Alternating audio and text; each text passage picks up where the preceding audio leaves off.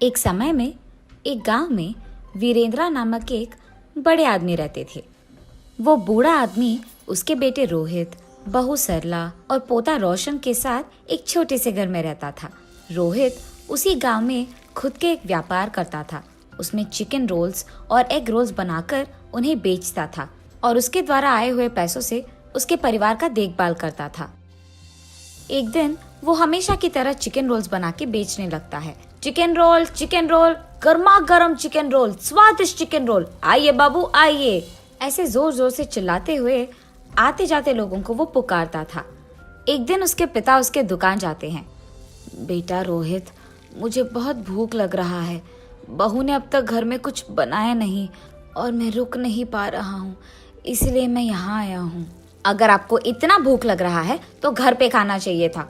अगर बहू ने कुछ बनाया नहीं तो रुक लेना था, लेकिन ऐसे दुकान आ जाना क्या है? आप क्या समझ रहे थे पापा? आप वहाँ खड़े होकर मेरा समय वृथा मत कीजिए। चलिए घर चले जाइए। उसके बेटे के ऐसे बात करने के कारण वो निराश होके वहाँ से उसके घर चले जाता है।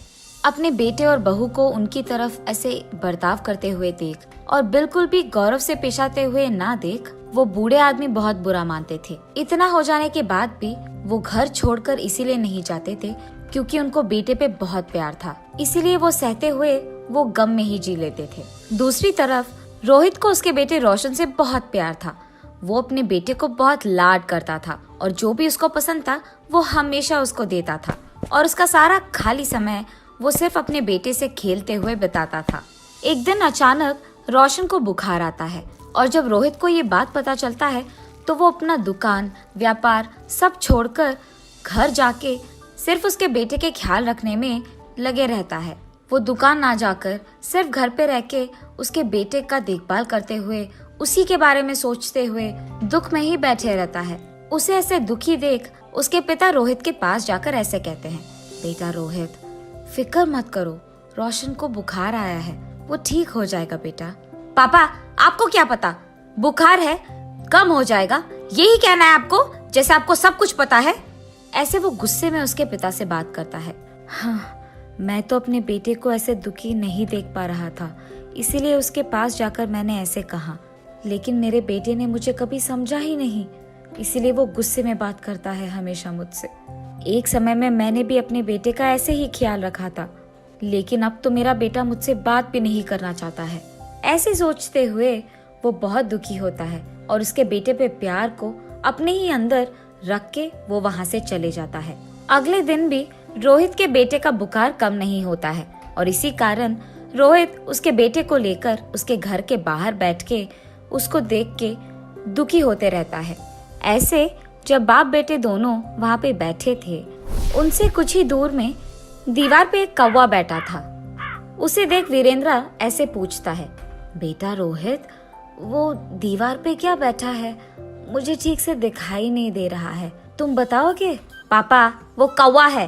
बेटा, शायद वो कौवा नहीं है, ठीक से देखो। आपको तो दिखाई नहीं देता है, जब मैं कह रहा हूँ कि वो कौवा है तो आप मान क्यों नहीं लेते हो? एक और बार मत पूछेगा, वो कौवा ही है।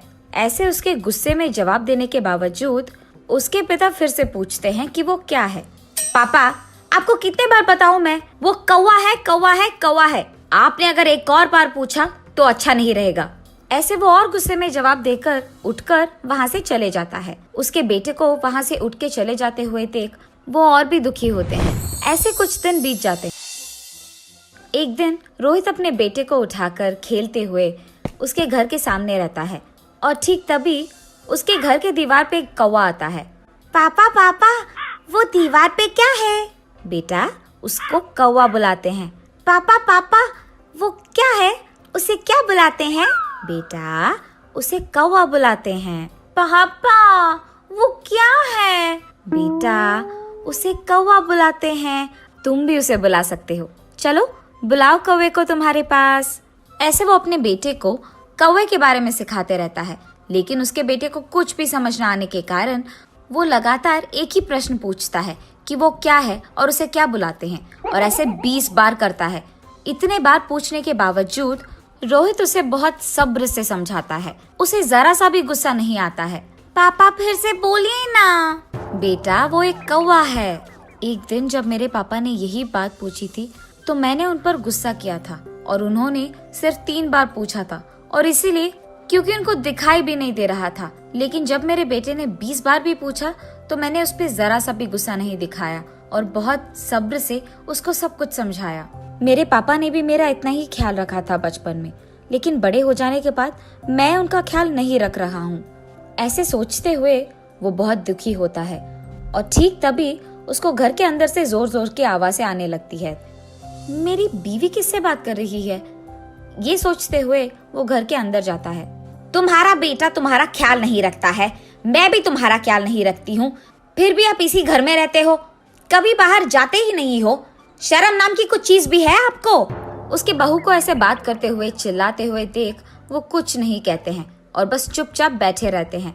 सरला, मेरे पापा बूढ़े हैं, क्या बड़ों से ऐसे ही बात किया जाता है? उनका देखभाल करना हमारी जिम्मेदारी है, ये मत भूलो। और तुम पापा से ऐसी ऊंची आवाज में बात कर रही हो? हाँ, क्या आप ही बात कर रहे हैं? हाँ, मैं ही बात कर रहा हूँ। कल जब हमारा बेटा भी बड़ा हो जाएगा तो क्या वो भी हमसे ऐसे ही बात करेगा? सुन पाओगी उसकी ऐसी बातें? और वैसे वो अभी बच्चा है, उसके सामने अगर हम पापा से ऐसे ही बात करेंगे तो वो भला क्या सीखेगा, यही ना? इसीलिए आज से हमें ये सब बदलना होगा। तुम पापा से अच्छी तरीके से बात करोगी, उनको गौरव दोगी। आज से हम जैसा देखभाल हमारे बेटे के करते हैं वैसे ही पापा का भी करेंगे। ये वो उसकी बीवी को समझाता है। पापा, मुझे माफ कीजिए, जिंदगी में मेरे इस स्थान का कारण आप ही हो और मैंने आप ही को इतना दुख पहुंचाया। मुझे अपनी गलती का एहसास हो गया है पापा।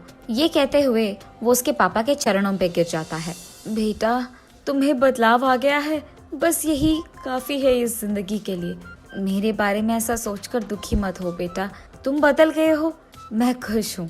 जी पापा, आइंदा मैं आपको कभी ऐसे दुख नहीं पहुँचाऊंगा और आपसे कठोर तरीके में नहीं बात करूंगा। आपका मैं बहुत अच्छा ख्याल रखूंगा, आपकी खुशी मेरी जिम्मेदारी।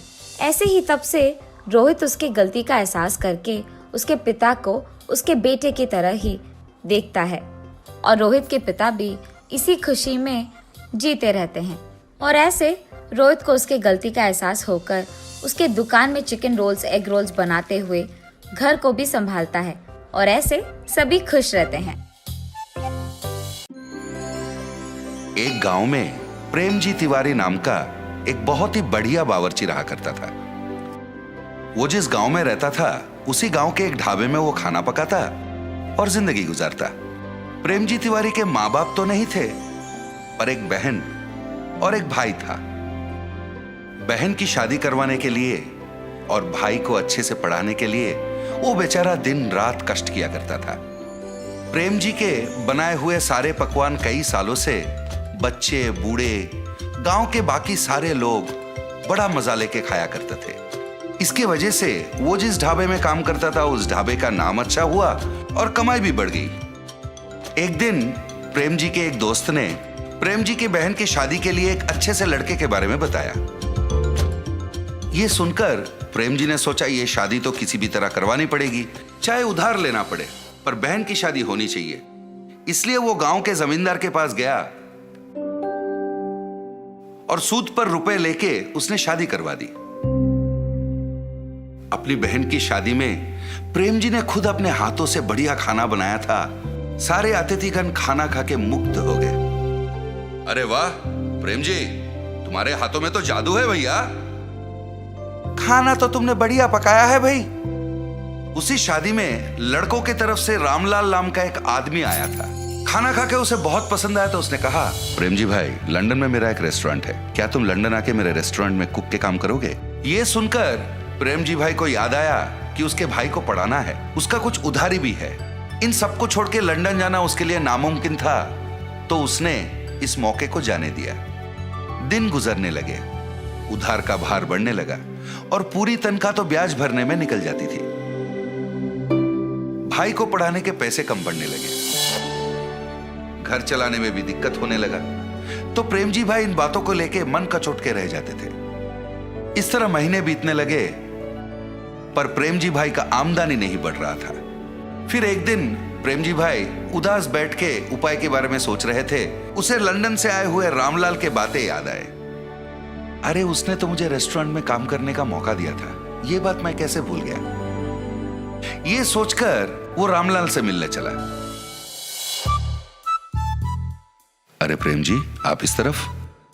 आपने तो उस दिन कहा था ना कि लंदन में आपके रेस्टोरेंट में कुक की नौकरी मुझे देने को तैयार है। अभी भी क्या वो नौकरी मुझे देंगे? अरे वाह, बढ़िया है, आखिर आपने मेरी बात मान ही ली। जरूर मौका मिलेगा। मैं 1 हफ्ते में वहां जा रहा हूं। मेरा बेटा आपके लंदन आने तक के सारे इंतजाम खुद देखेगा, ठीक है? फिर जब रामलाल वापस लंदन चले गए थे, रामलाल के बेटे ने प्रेम जी का लंदन जाने तक का पूरा इंतजाम 1 महीने के अंदर कर दिया। प्रेम जी ने उससे कहा, बहुत बहुत धन्यवाद बेटा, आप बिल्कुल चिंता मत कीजिए, यहां हम सब हैं ना। आप आराम से लंदन जाइए, वहां अच्छे से पैसे कमाइए और अपनी पूरी उधारी चुका लीजिए। अपने भाई को अच्छे से पढ़ाइए। अगले 10 दिन में लंदन जाने की आपकी फ्लाइट है। इस तरह उसने प्रेम जी को समझाया और उसे लंदन भेज दिया। प्रेम जी लंदन में स्थित रामलाल के इंडियन रेस्टोरेंट में अपना रसोइये का काम शुरू कर दिया। उसके खाना पकाने के तरीके, सब्जियों को काटने के तरीके, खाने को प्लेटिंग के वक्त गार्निश करने के तरीके, और सबसे बढ़िया बात यह थी, जब उसका खाना पकता था पूरा रेस्टोरेंट खुशबूदार हो जाता। वो मन लगा के लजीज खाने बनाता रहा और कस्टमर खुश होते रहे। खाने से खुश होकर लोग उसे काफी पैसे टिप में देते थे। इससे प्रेम जी खुश होकर और बढ़िया पकवान बनाने लगा। इधर महीने का तनख्वाह मिलता था और टिप की ऊपरी पैसे होने के कारण उसका आमदनी बढ़ गया, और जितने भी पैसे वो कमाता था पूरे पैसे वो इंडिया भेज देता। फिर रामलाल के बेटे से बात करता और उनसे कहता कि उन पैसों से उसकी उधारी चुका दे और उसके भाई को बढ़िया सा कॉलेज वगैरह में भर्ती करके पढ़ाए। इस तरह 6 महीने बीत गए। इन 6 महीनों में उसने कई बार पूछा कि मेरे भाई से फोन पर बात करवा दे, पर कोई ना कोई कारण बोलकर रामलाल के बेटे उसे टाल देता तो प्रेम जी को संदेह होने लगा। और फिर जब रामलाल अपने बेटे के साथ बात करते थे, वो चुपके से उनकी बातें सुनने लगा। एक दिन रामलाल से मिलने प्रेम जी जा ही रहे थे। उसने देखा रामलाल बहुत गुस्से में किसी से फोन पर बात कर रहा है, तो वो छिप के सुनने लगा। 6 लाख रुपए है भाई, ऐसे थोड़ी ना आ जाते हैं। प्रेम जी का हाथ का खाना बढ़िया है, इसलिए उसे मैं जो तनख्वाह देता हूं और उसके टिप के पैसे मिलाकर हर महीने उन पैसों को मैंने बचा के रखने को कहा था, ना कि इसके बारे में प्रेम जी के भाई को बताने के बारे में। कोई ना कोई उपाय निकाल और मुझे वापस फोन कर। उनकी इन बातों को सुनकर वो तुरंत अपने घर गया, अपना पूरा सामान उसने समेट लिया और उसी वक्त वहां से निकल पड़ा। मैंने इन पे अंधविश्वास किया था और काम करने विदेश तक आ पहुंचा। 1 रुपए मेरा पैसा मैंने नहीं बचा, पूरा पैसा इनको सौंप दिया। पता नहीं उधर मेरे भाई और बहन किस हालत में हैं। पता नहीं मेरा सूद कितना बढ़ गया है। मुझे विश्वास नहीं हो रहा है कि अपने कुकर्मों के लिए इन लोगों ने मुझे वहां से यहां तक ले आया। वो बेचारा रास्ते के एक किनारे बैठकर दुखी हो रहा था। हे भगवान, अब तुम्हारा ही भरोसा है, तुम ही कोई रास्ता निकाल दो भगवान। वो बेचारा कुछ देर वहीं पर भगवान का स्मरण करते बैठा। अचानक से नील रंग के धुआं के बीच में से श्री कृष्ण पधारे। उन्होंने एक बालक का रूप धारण किया। फिर वहीं पर उन्होंने एक फूड स्टॉल को अपने माया से बनवाया और आके प्रेम जी के पास बैठ गए। अंकल, क्या ये फूड स्टॉल आपका है? मुझे बहुत भूख लग रहा है, कुछ पका के खिलाओगे? मैं पैसे भी दूंगा। वो आके प्रेम जी से बातें करने लगे, पर प्रेम जी को तो पता था वो फूड स्टॉल प्रेम जी का तो था ही नहीं। पर कहीं उस बालक को देखकर प्रेम जी को बिछड़ा हुआ अपना भाई याद आया। पता नहीं उसके मन में क्या हुआ। वो उठा और उस फूड स्टॉल की तरफ बढ़ गया। फिर वहां रखे हुए सारे चीजों को देख के सोचने लगा, इसके खाने के लिए क्या पकाऊं? प्रेम जी ने फिर अपनी नजर इधर उधर दौड़ाई तो उसने देखा खाने के कई चीज रखे हुए थे। अरे पता नहीं ये फूड स्टॉल है किसका? इतने सारे खाने की चीजों को यहाँ छोड़ के कहाँ चले गए? वो सोच में पड़ गया। इस तरह अचंभित होकर वो सोच रहा था, वहां खाना खाने दूसरे कस्टमर भी आना शुरू हो गए। प्रेम जी ने उस बालक के लिए बड़े प्यार से खाना पकाया।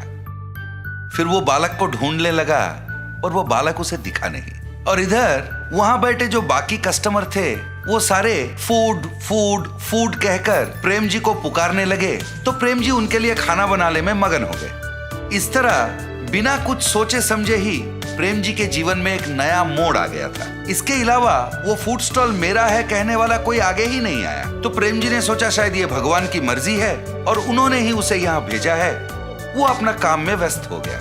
रामलाल को प्रेम जी के फूड स्टॉल के बारे में पता चला तो उसे रोकने वो खुद आ पहुंचे, पर उसे पता नहीं था ये स्वयं भगवान की देन है। वो उसे कहां रोक पाता। इतना ही नहीं, उसका खुद का धंधा ठप होने वाला था और उसका दिवालिया निकलने वाला था। फिर प्रेम जी ने अपने कमाए हुए पैसों को जमा किया और एक विदेशी के सहायता से उसने अपने भाई को लंदन बुला लिया। वो अपने भाई को लंदन में पढ़ाने लगा, अपनी उधारी भी चुका दी और फिर अपनी जिंदगी को वो आराम से खाना पकाते हुए जीने लगा। प्रेम जी अगर रामलाल और उसके बेटे की बातें नहीं सुनता, पार्क में उस बालक की बात मानकर अगर वो फूड स्टॉल में नहीं जाता, तो शायद आज वो अपने भाई बहन के साथ इतनी खुशी खुशी जिंदगी नहीं बिता सकता। एक लंबे समय पहले एक गांव में विनोद और सावित्री नामक पति पत्नी रहते थे। उनके साकेत और प्रणवी नामक 2 बच्चे भी थे। विनोद एक छोटा नौकरी करता था। विनोद को पता था कि उसकी पत्नी बहुत बुद्धिमान और तेज है, इसीलिए उसे हर काम में बहुत प्रोत्साहित करता था। हर वक्त सिर्फ घर के काम करते हुए समय बिताने के बदले सारे काम जल्दी खत्म करके मैं रोज नए प्रकार के व्यंजन बनाने की कोशिश करूंगी। हाँ, तभी मैं एक ना एक दिन खुद का एक नाम कमा पाऊंगी। ऐसे हर रोज अखबार में, टीवी में अलग प्रकार के व्यंजनों को देख घर पे बनाने की कोशिश करती थी। एक दिन अखबार में मटका मटन बिरयानी का विधि पढ़ के उसके घर में सारे काम खत्म करके एक मटके को लेके उसे साफ करके मटन बिरयानी के लिए जरूरी सामग्री तैयार रख के मटन बिरयानी बनाती है। घर में मौजूद परिवार वालों को मटके में बिरयानी परोस के उसे स्वाद करने कहती है, ताकि वो ये जान सके कि उसका स्वाद कैसे है। उसके पति और बच्चे मटन बिरयानी का नाम सुनते ही उत्साहित होके खाना शुरू करते हैं। अखबार में जैसे दिया गया था वैसे ही बनाने पर मटन बिरयानी बहुत तीखा बनता है। माँ, मटन बिरयानी बहुत तीखा है, इसे खाना मुझसे नहीं होगा, ऐसे कह के चला जाता है। और उसके पीछे ही प्रणवी और उसके पति विनोद भी चले जाते हैं। अपने परिवार वालों का उसके हाथ का बिरयानी ना खा पाना उसे बहुत निराश करती है। उसे दुखी देख उसके पति उसके पास आके कहते हैं, अरे सावित्री, क्यों दुखी हो? पहली ही बार में अगर इतना अच्छा आया तो अगली बार सोचो और कितना अच्छा आएगा। तुम निराश मत हो, एक और बार कोशिश करो, ऐसे उसके पति का कहना मानती है। मेरे दुखी होने की कोई जरूरत नहीं है, मुझे मटन बिरयानी वैसे भी अच्छे से बनाना आता है और इसीलिए मटके में भी अच्छा ही बनाऊंगी। कुछ दिन बाद सावित्री वापस मटके में मटन बिरयानी बनाती है। आज का मटन बिरयानी मैंने अखबार में दिए हुए विधि के प्रकार नहीं, बल्कि सभी सामग्री को सही मात्रा में डालकर बनाया है। ऐसे सोच के सभी को बुला के मटका मटन बिरयानी परोसती है। माँ, इस बार मटन बिरयानी बहुत ही स्वादिष्ट है। हाँ माँ, बहुत ही स्वादिष्ट। सही में बहुत ही स्वादिष्ट है सावित्री, तुम्हारे हाथों में तो जादू है, तुम्हें तो एक होटल लगाना चाहिए। उसके पति के बातें सुनकर उन्हीं के बारे में सोचती रहती है। मेरे पति के बातों के अनुसार ही अगर मैं एक होटल शुरू करूं तो घर के सारे काम करने के बाद वैसे भी मैं दिन भर खाली ही रहती हूँ। ये फैसला करके अपने पति के पास जाती है। सुनिए, आपकी बातों के बारे में मैंने बहुत सोचा है। मैंने फैसला किया है कि मैं एक होटल शुरू करूंगी। आजकल का कोई भी होटल वैसे भी मटके का बिरयानी नहीं बेच रहे हैं, इसीलिए मैं मटका बिरयानी बना के बेचना शुरू करूंगी। सावित्री, तुम सही बात कर रही हो। मुझे भी ऐसा कभी नहीं लगा कि मटके का बिरयानी भी इतना स्वादिष्ट हो सकता है। इतना ही नहीं, तुम्हारे जितना अच्छा तो और कोई नहीं बना सकेगा। ऐसे वो एक होटल शुरू करने के लिए सभी तैयार करती है। एक होटल शुरू करती है। उस होटल को मटका मटन बिरयानी का बोर्ड लगा के बिरयानी बेचना शुरू करती है। जब वो मटका मटन बिरयानी बनाती है तो वो सुगंध उस तरफ से जाते हुए सबको आकर्षित करता है और मुड़ के देखने पर उन्हें वो बोर्ड दिखाई देती है। मटका में बना हुआ बिरयानी? मैंने तो ये कभी नहीं सुना। मटके में तो पानी भरते हैं ना, बिरयानी भी बनाते हैं क्या? पता नहीं यार, लेकिन सुगंध तो इतना अच्छा आ रहा है कि अभी खाने का मन कर रहा है। ऐसे कह के उस होटल को जाते हैं। होटल को आए हुए ग्राहक को वो गर्मा गर्म बिरयानी देती रहती है। मटका मटन बिरयानी मतलब हमने कुछ और ही सोचा, और ये तो बहुत ही स्वादिष्ट है। हाँ, मैंने भी इतना स्वादिष्ट बिरयानी अब तक नहीं खाया। हाँ यार, मटका मटन बिरयानी सच में बहुत स्वादिष्ट है। होटल को आए हुए सारे ग्राहक उसका अभिनंदन करते हैं। ऐसे सावित्री का शुरू किया मटका मटन बिरयानी होटल बहुत आगे बढ़ता है। उस गांव के जमींदार भी मटका मटन बिरयानी के बारे में सुनकर उनके घर में दावत के लिए वहीं से बिरयानी मंगवाते हैं। जमींदार की आज्ञा के प्रकार ही मटका मटन बिरयानी तैयार करके जमींदार के सेवक को देकर भिजवाती है।